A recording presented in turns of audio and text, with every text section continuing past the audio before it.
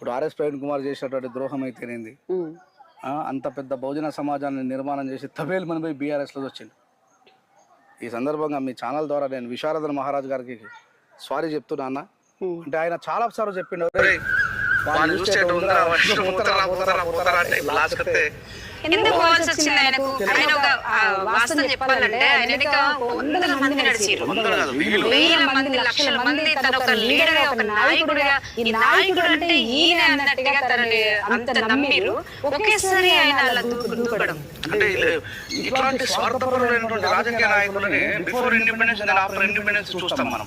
ఎందుకంటే అప్పటికి హోదా లేదు, భూములు లేవు, ఆస్తులు లేవు. ఐపీఎస్ ఆఫీసర్ అంత స్టేజ్ పోయిన తర్వాత ఉన్నటువంటి బీఆర్ఎస్ లో చూడడం ఏందో. అంటే ఇప్పుడు మాలాంటి ఆయన వైపు నిలబడి ఇప్పుడు నేను విశారదన్ అన్న మీద మత్స్యదేవేంద్ర అన్న 2 పాటలు రాసి నేను ఆయనకు వ్యతిరేకంగా పాడిన. అంటే మా ఊళ్ళకి తిట్టుకునే పరిస్థితి వచ్చినప్పటికీ కూడా చాలా